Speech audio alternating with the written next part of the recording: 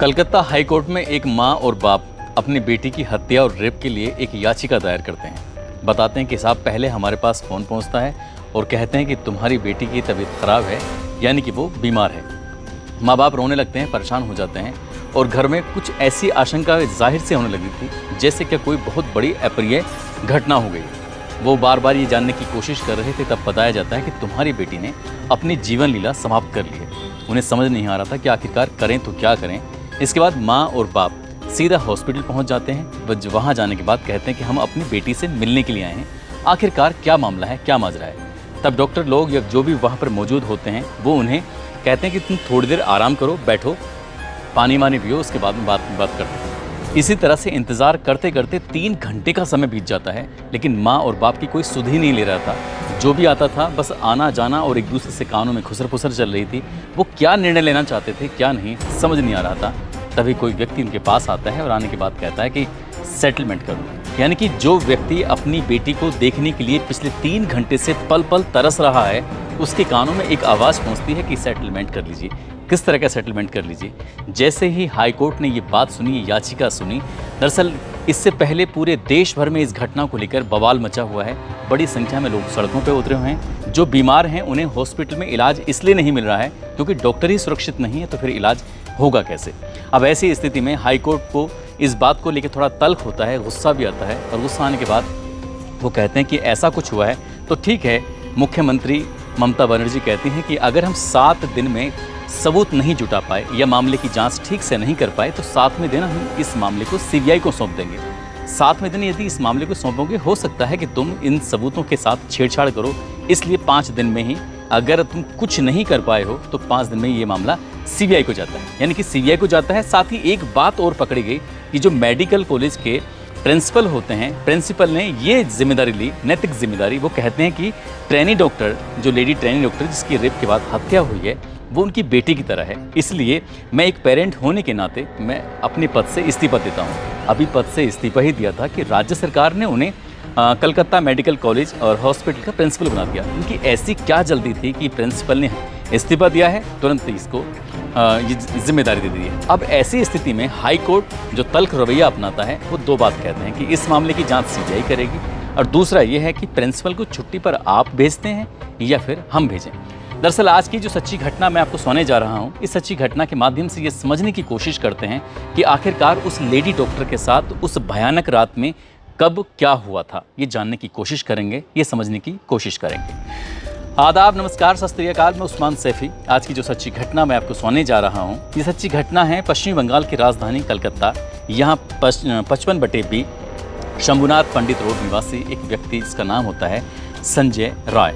जैसा संजय राय 5 अगस्त 2024 को ये जाता है एक बैठक में शामिल होने के लिए। दरअसल ये पुलिस कल्याण बोर्ड में सिविल वॉलंटियर के रूप में काम करता है। इसकी बैठक थी 5 अगस्त को, जब निकलता है तो 8 अगस्त को वहाँ से वापस आ जाता है। जैसे ही वापस आता है, ये बैठक हो रही थी सलुआ में। सलुआ यहाँ से लगभग 140 किलोमीटर दूर पड़ता है कलकत्ता से, जहाँ पर इसका आवास होता है, घर होता है। और ये उस बैठक में शामिल होने के बाद सीधा पहुँच जाता है आरजीकर मेडिकल कॉलेज हॉस्पिटल में। वहाँ जाता है, एक दोपहर का समय था, एक मरीज़ को लेकर। दरअसल उस मरीज़ को भर्ती कराता है और भर्ती कराने के बाद फिर वापस वहाँ से चला आता है। रात 8 बजे, ये 8 अगस्त 2024 की रात लगभग 11 बजे के आसपास का वाक़या है। ये उस मरीज़ को, जिसको दोपहर में अभी एडमिट करा के आया था, उस मरीज़ से मिलने के लिए जाता है। उसका एक्सरे वगैरह या फिर और उसको देखने के लिए कि उसकी तबीयत कैसी है, ठीक है कि नहीं है। दरअसल उसको देख कर, जबकि उसके परिवार के लोग भी मौजूद होते हैं, अब यहाँ से वो वापस चला जाता है। वापस जाता है तो रात के लगभग 1 बज जाता है, और 1 बजे अब वो इस मरीज़ से नहीं बल्कि इसी बिल्डिंग के अंदर किसी दूसरे मरीज़ से मिलने के लिए आता है, उसकी मदद करने के लिए। उससे बातचीत करता है, आज इसका ऑपरेशन होने वाला था, और बातचीत करके यहाँ से निकल जाता है। अब रात के लगभग 1:30 बजे के आसपास यहाँ से हॉस्पिटल से बाहर निकलता है और परिसर में आकर घूमने लगता है। एक कहानी ये है जो संजय राय की चल रही है, जो बैठक में शामिल होता है, हॉस्पिटल में आता है, मरीज़ को दिखाता है, उसके बाद फिर दूसरे मरीज़ को देखने के लिए आता है। इस तरह की कहानी चल रही है। लेकिन एक और कहानी है जो दूसरी कहानी है। दरअसल आपको ये भी बताते चलें, जो ये संजय राय है वो पुलिस कल्याण बोर्ड का एक सिविक वॉलंटियर भी है, और दरअसल एक ऐसी टी शर्ट पहन के घूमता है जिस टी शर्ट पर लिखा है कोलकाता पुलिस।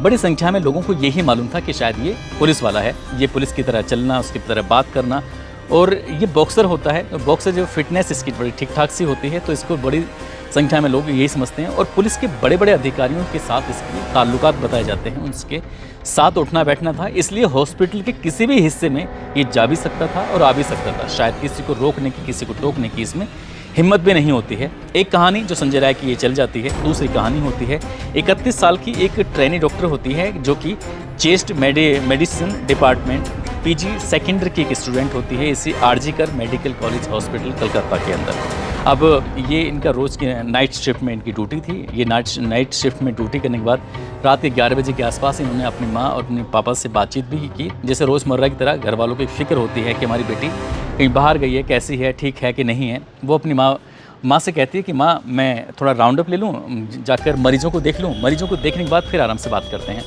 कब 2 बज जाते हैं, उसके बाद वो अपने 2 जूनियर के साथ बैठकर खाना खाती हैं। खाना खाने के बाद कहती हैं कि मैं थोड़ी थक सी गई हूँ, इसलिए जाकर आराम कर लेती हूँ। आराम इसी बिल्डिंग के अंदर 4थी मंजिल पर एक सेमिनार हॉल है, उसके अंदर जाती हैं और जाकर वहाँ पर आराम करने लगती हैं। अब ये जाकर अपने लगभग बताया जाता है कि 2 से 3 बजे के बीच का ये वाक़या है, जब जाती हैं उसके अंदर और जाकर आराम करने लगती हैं। उधर जो संजय राव होता है, संजय राव लगभग रात के 3 बजे के आसपास इसी चेस्ट मेडिसिन बिल्डिंग के अंदर प्रवेश करता है। वहाँ जाने के कुछ देर इधर उधर घूमता है और कुछ देर घूमने के बाद सीधा इसके जो सेमिनार हॉल है, उसी सेमिनार हॉल के अंदर जाता हुआ सीसीटीवी कैमरे में कैद हो जाता है। अब ये अंदर तो चला जाता है, लगभग 40 से 45 मिनट के आसपास अंदर रहता है।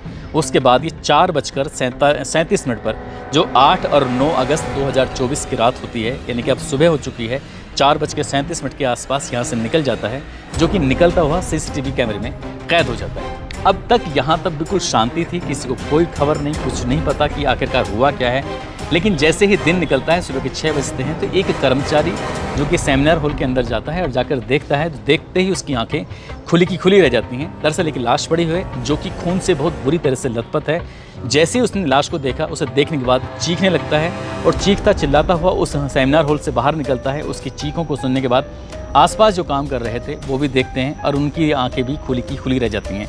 अब शुरुआत में ये समझ नहीं पा रहे थे कि आखिरकार मामला क्या है, आखिरकार हुआ क्या है।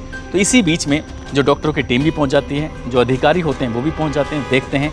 तो इस मामले को कहीं ना कहीं शुरुआत में कि मेडिकल कॉलेज की कहीं इमेज ना ख़राब हो जाए, इसे दबाने की कोशिश की जा रही थी। और इसीलिए उन्होंने शायद जो लड़की के यानी कि लेडी डॉक्टर के माता और पिता होते हैं, उनके पास जो सूचना पहुंची थी, तो पहले बताया गया तुम्हारी बेटी बीमार है, उसके बाद बताया गया कि उसने अपनी ज़िंदगी को खुद ख़त्म कर लिया है, समाप्त कर लिया है, और तीसरी बार उसको बताया गया कि आप एक काम करिए, हॉस्पिटल आ जाइए। और 3 घंटे तक उन्हें अपनी बेटी का चेहरा देखने के लिए इंतज़ार करना पड़ता है। और जब उन्होंने अपनी बेटी को पहली बार देखा था तो बेटी की स्थिति अर्धनग्न अवस्था में थी, नीचे के हिस्से में कोई कपड़ा ही नहीं था, और जिस रूप में बेटी पड़ी हुई थी उसे देखकर किसी की भी आँख कोई भी सिहर जाएगा, परेशान हो जाएगा, सोचने पर मजबूर हो जाएगा।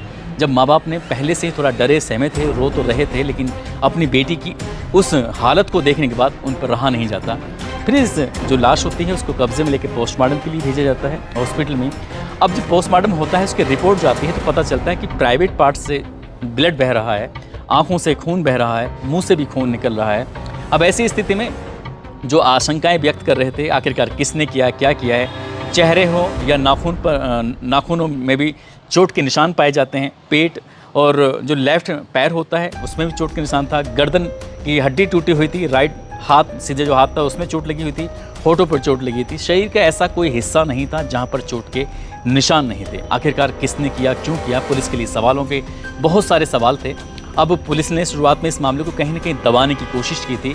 यही कारण है कि माँ बाप को मजबूरन याचिका दायर करनी पड़ी और कोर्ट को इस मामले में हस्तक्षेप करना पड़ा।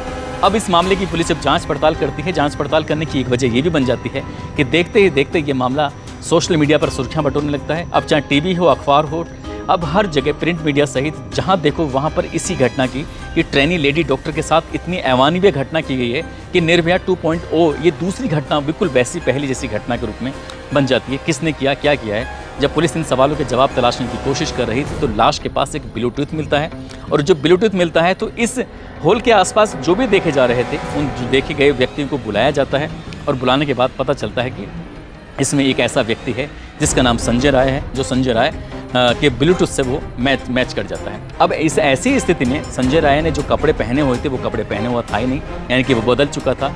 यहाँ से जो सीधा पहुँचता है एक पुलिस के बैरक में, जाकर वहाँ सो जाता है, आराम करता है। बताया जाता है कि वो शराब का आदी होता है, उस दिन भी शायद उसने शराब पी हुई थी। अब वो वहाँ जाकर आराम करता है, उसकी आँख खुल जाती है, उसे होश आता है कि तूने तो बहुत बड़ा कांड कर दिया है, शायद पकड़ा जाएगा, इसलिए उसने जल्दी जल्दी सबूतों को मिटाना शुरू कर दिया। पुलिस ने जब उसे बुलाया था तो वो अपने जूते साफ नहीं कर पाया और जूते पर उस महिला डॉक्टर के ब्लड लगा हुआ था। अब जब आशंकाएं व्यक्त की जा रही हैं कि आखिरकार इस 40 से 45 मिनट के अंतराल में हुआ क्या है, तभी ये इस तरह से कुछ कल्पना की जाती हैं कि जैसे प्राइवेट पार्ट से, तो क्योंकि उसे ब्लू फिल्म यानी कि पॉर्न साइट देखने की अब बुरी आदत थी उसकी, मोबाइल में भी और वैसे भी वो अलग अलग वक्त में देखा करता था, लेकिन पॉर्न साइट में भी उन साइटों को देखा करता था, उन पॉर्न को देखा करता था जिसमें बीभत्स तरीके से किसी महिला के साथ कोई गंदा और घिनौना कृत्य किया जाता है। ठीक उसने वैसा ही घिनौना और गंदा कृत्य किया जिसकी वजह से उस लेडी डॉक्टर के प्राइवेट पार्ट से ब्लड बह रहा था, खून बह रहा था, साथ ही उसकी आंखों में और मुंह से खून आने की जो वजह बताई जाती है। जब इस महिला डॉक्टर ने विरोध करने की कोशिश की तब उसका जो चेहरा था, उसका जो सर था, उसने बहुत तेज़ दीवार मारा। लेडी डॉक्टर ने चश्मा पहना हुआ था जिसकी वजह से उसकी आंखों के जो चश्मा लगा था उसके शीशा टूट जाता है, जो कि आंखों के अंदर चला जाता है और चेहरे के अंदर भी चला जाता है, यानी कि मुंह के अंदर चला जाता है, जिसकी वजह से आंखों से और मुंह से ब्लड बह रहा था। और ऐसी स्थिति में लेडी डॉक्टर ने बचने की तमाम कोशिशें की, छटपटाई ताकि अपने आप को बचा सके, सेव कर सके, क्योंकि वो बॉक्सर होता है संजय राय, और उसने उसके साथ बॉक्सिंग करनी शुरू की, उसको बहुत बुरी तरह से मारना पीटना शुरू कर दिया। यही कारण था कि उसके चेहरों पर भी चोट लगी, उसके नाखूनों में भी चोट लगती है, उसके पेट में चोट लगती है, उसके लेफ्ट पैर में चोट लगती है, और गर्दन, जैसे उसने लगातार गर्दन को दबा रहा है तो गर्दन की हड्डी टूट जाती है, और राइट हैंड पर भी चोट लग जाती है, होठों पर भी चोट लग जाती है। क्योंकि ये एक रिपोर्ट ये भी चल रही है कि डॉक्टर की मौत हो जाती है। डॉक्टर की मौत होने के बाद उसने फिर से उसके साथ बलात्कार किया था, यानी कि अब वो विरोध करने की स्थिति में नहीं थी। और जब वो अपने मन को संतुष्ट कर लेता है, जब उसके यहाँ से बात चला जाता है, हालांकि शायद उसने सोचा होगा कि शायद वो कभी पकड़ा नहीं जाएगा, लेकिन उसके कानों से निकला हुआ वो ब्लूटूथ, साथ ही उसके जूते पर लगा हुआ वो खून, वो उसे वहाँ तक पहुँचाने में अहम भूमिका निभा सकता है। उसने कभी सोचा नहीं था। जब पुलिस ने इस व्यक्ति के बारे में जांच करने की, पड़ताल करने की कोशिश की तो पता चलता है कि उसने 4 शादियां की हुई थी। पहली शादी करता है, छोड़ के चली जाती है, दूसरी शादी करता है, छोड़ के चली जाती है, तीसरी शादी में भी बीवी छोड़ के चली जाती है। एक बीवी की इसकी मौत हो जाती है किसी बीमारी के चलते। अब वो बीमारी क्या थी उसके बारे में तो पता नहीं, लेकिन ये बताया जाता है कि जिस तरह से पॉर्न साइट देखा करता था, गंदी फिल्में देखा करता था, गंदी फिल्में देखने के बाद अपनी बीवियों के साथ भी वो ऐसी ही हरकत करता था, इसलिए वो वहाँ से चली जाती हैं। और जब आसपास के लोगों से ये जानने की कोशिश की जाती है तो बताते हैं कि इसके घर से चीखने चिल्लाने की आवाज़ें भी आती थीं, यानी कि अपनी पत्नी के साथ इस तरह से मारपीट भी क्या करता था। और शायद इसीलिए इसकी बहन से रिश्ते ठीक नहीं थे, क्योंकि ये अमानवीय तरीके से हरकतें करता था। अब ये अपनी माँ के साथ रह रहा था और वो बाहर और या चाहे घर में वो ऐसे रहता था जैसे कि कोई पुलिस वाला हो, यानी कि कलकत्ता पुलिस में। हालांकि वो मानदेय के रूप में काम करता था, महज 12,000 रुपये उसको मिलते थे और ये अपनी इस तरह से ज़िंदगी जी रहा था। और ये हॉस्पिटल में आना जाना, ये भी जानकारी मिल रही है कि मरीजों को सिर्फ इसलिए हॉस्पिटल में भर्ती कराया करता था जिससे कि उनसे पैसे मिल सकें, क्योंकि किसी भी मेडिकल कॉलेज में मरीजों को आसानी से भर्ती नहीं होते हैं, क्योंकि वहाँ पर मरीजों की संख्या बहुत ज़्यादा हो जाती है और सुविधाएं ज़्यादा होने की वजह से हर कोई ये चाहता है कि उसको यहाँ पर इलाज हो सके। ऐसी स्थिति में ये शायद दलाल का काम भी करता था और वहाँ पर ये पैसे भी कमाया करता था। लेकिन जिस तरह की शुरुआत में पुलिस की इस मामले को लेकर भूमिका रहती है, क्योंकि इसके बड़े अधिकारियों के संपर्क रहते हैं और परिवार के लोगों से ये कहा जाता है कि सेटलमेंट कर लीजिए। अब वो किस तरह से सेटल करना चाह रहे थे ये समझ में नहीं आता। अब ऐसी स्थिति में जब इसकी पुलिस की जो कार्यप्रणाली थी, सरकार की जो नीयत थी कि हम 7 दिन में ऐसा करेंगे, तो घर वालों ने, परिवार वालों ने याचिका दायर करते हैं, मामला हाईकोर्ट पहुँचता है। हाईकोर्ट में इस मामले को बड़ी गंभीरता से लिया जाता है। कहते हैं कि आप 7 दिन नहीं बल्कि आप 5 दिन में ही इस मामले को सीबीआई को सौंप दीजिए, क्योंकि पता नहीं आप इतने सबूतों के साथ छेड़छाड़ कर दें, इस मामले की जांच जरूर होना चाहिए। अब पुलिस पर हाईकोर्ट को भरोसा नहीं है, परिवार को भरोसा नहीं है और कहीं ना कहीं पूरे देश को भी भरोसा नहीं है। लेकिन बात अगर हम सीबीआई की करें तो सीबीआई ने पहले बहुत सारे मामलों में जांच पड़ताल की है। अगर हम एक फिल्म के हीरो रहे हैं सुशांत सिंह राजपूत, उनके मामले की अगर जांच करें तो उनका मामला शायद आज तक लटका हुआ है। ऐसे न जाने कितने मामले हैं, सीबीआई को जाँच तो जीत दी जाती है, सीबीआई पर बहुत मोटी तौर पर पैसे खर्च तो किए जाते हैं, लेकिन किसी भी मामले का इतनी जल्दी आसानी से रिजल्ट निकलता नहीं है। अभी मामला चल रहा है, पता नहीं पुलिस इस मामले की बढ़िया से जांच करके सही करती कि नहीं करती, क्या सीबीआई मामले की जांच करेगी या नहीं करेगी, क्या ये मामला ये ठंडे बस्ते में पड़ जाएगा, इसका भविष्य क्या होगा, क्या पुलिस पर भरोसा करें या सीबीआई पे भरोसा करें, समझ नहीं आता। या फिर साथ काम करने वालों पर भरोसा करें, जो व्यक्ति रोज़ हॉस्पिटल आता था उस पर भरोसा करें कि ना करें, किस पर भरोसा करें, ये समझ में नहीं आता। महिलाएं ना घर में सुरक्षित हैं, ना बाहर काम करने जाती हैं वहाँ सुरक्षित हैं, जहाँ देखो वहाँ उन पर गिद्धों की जैसी नज़रें बनी रहती हैं। लेकिन महिलाओं की अपनी जिम्मेदारी बनती है कि उन्हें ये लड़ाई खुद ही लड़नी पड़ेगी, उन्हें ये लड़ाई खुद ही जीतनी पड़ेगी। जहाँ जाती हैं चारों तरफ वो अपने आप को सुरक्षित महसूस तभी कर सकती हैं जब वो इस तरह से सचेत रहें, सतर्क रहें। और शायद इसलिए भी हम इन घटनाओं को आप तक लेके आते हैं, ताकि आप इन घटनाओं से सबक लेकर सचेत रहें, सुरक्षित रहें, और ताकि कभी किसी लड़की के साथ, कभी किसी महिला के साथ कोई ऐसी घटना ना हो। दोस्तों, इस पूरे घटनाक्रम को सुनाने का उद्देश्य है कि किसी को परेशान करना नहीं है, किसी का दिल दुखाना नहीं है, बल्कि आपको जागरूक करना है, आपको